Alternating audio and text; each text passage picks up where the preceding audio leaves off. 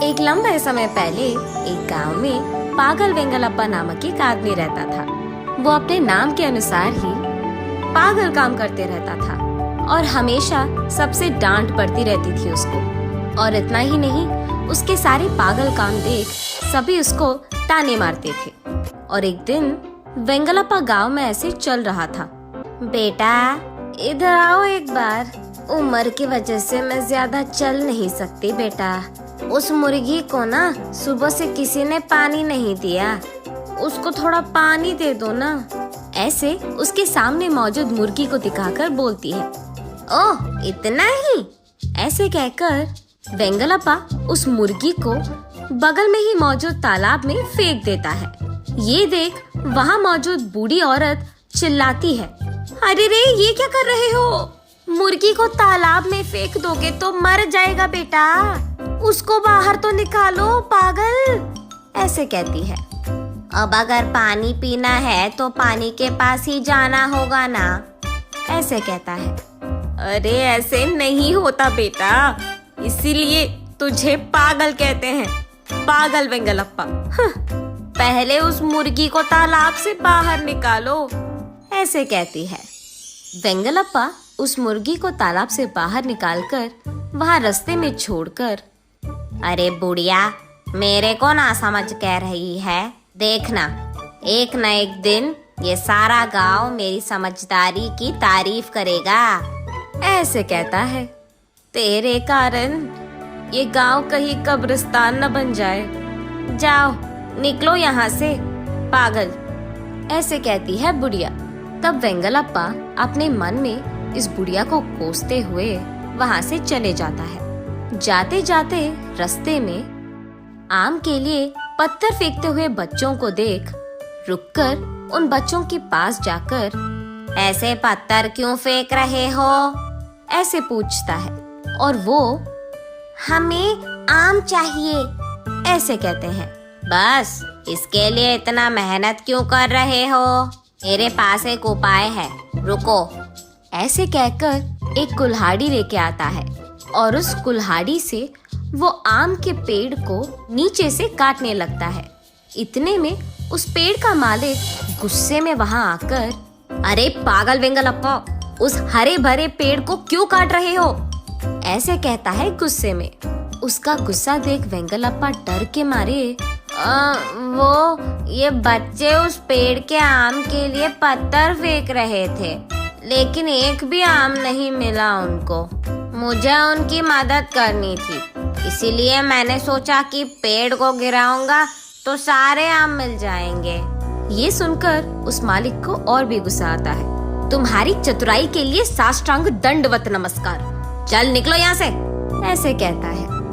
हाँ, किसी को मेरी चतुराई समझ में नहीं आती, ऐसे वो भी गुस्से में वहाँ से चले जाता है। चलते चलते वो जंगल का रास्ता पकड़ जाता है। बीच रास्ते में एक पत्थर से पैर लगकर वो नीचे गिर जाता है। जब तक वो उठ जाता है उसके सामने एक देवता प्रकट होती है। वेंगलप्पा आश्चर्यचकित होकर उस देवी को देखते रहता है। इतने में वो देवी, कौन हो बेटा तुम? मेरा नाम वेंगलप्पा है, आप कौन है? ऐसे पूछता है। मैं एक देवी हूँ, एक श्राप की वजह से मैं ऐसे पत्थर बनकर रह रही हूँ। आज तुम्हारी वजह से मेरे श्राप से मुझे मुक्ति मिली है। ओह अच्छा। और क्योंकि तुमने मुझे आजादी दी है, मैं तुम्हें 3 वरदान दे सकती हूँ, मांगो, ऐसे कहती है। हाँ 3 वरदान, सच्ची?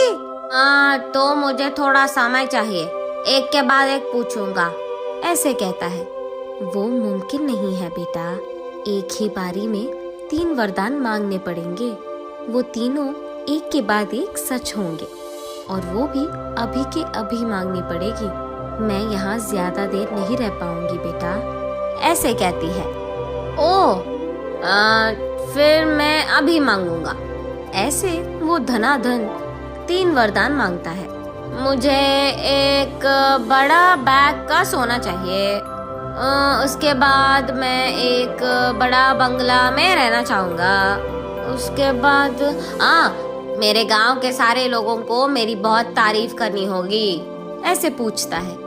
तथास्तु, देवी ऐसे कहकर वहाँ से गायब हो जाती है। यहाँ वेंगलप्पा सोचता है कि आज गांव में सारे लोग मेरी होशियारी की बहुत तारीफ करेंगे। ये सोचते हुए वो वहाँ से चलते रहता है।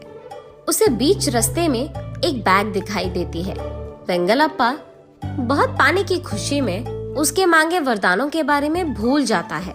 उस बैग को लेकर बगल में रखकर, लोगों को तो दिमाग नहीं है, सब कुछ बीच रास्ते में पैरों के सामने ही लगाते हैं, ऐसे सोचते हुए वो आगे चले जाता है। कुछ देर बाद उसे सोने के बैग के बारे में याद आता है। अरे रे, वो शायद सोने का बैग था। ऐसे सोचकर पीछे मुड़कर वो बैग लाने की कोशिश करता है, लेकिन उतने में ही अचानक वो एक बड़े बंगला में बड़ी सी सिंहासन पे राजा की तरफ बैठे हुए रहता है।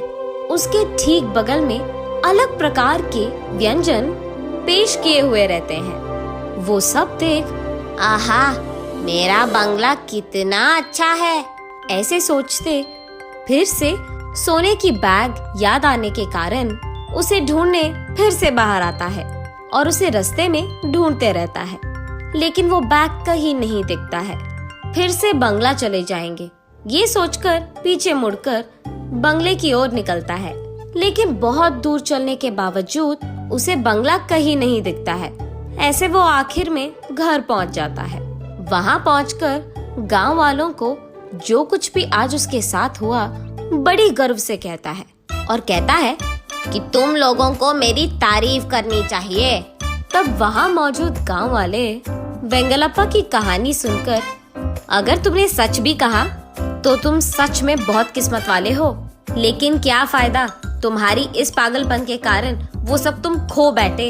तुमने उन तीनों वरदानों को बेकार में खर्च कर दिया, और तो और तुम पागल हो, इस बात को तुमने फिर से साबित कर दिया, ऐसे कहते हैं। फिर भी वेंगलप्पा, हाँ, इस गांव में कोई भी मेरे होशियारी का तारीफ नहीं करता है, इनको तो मैं कभी समझ में नहीं आऊंगा, ऐसे कहते हुए वहां से चले जाता है।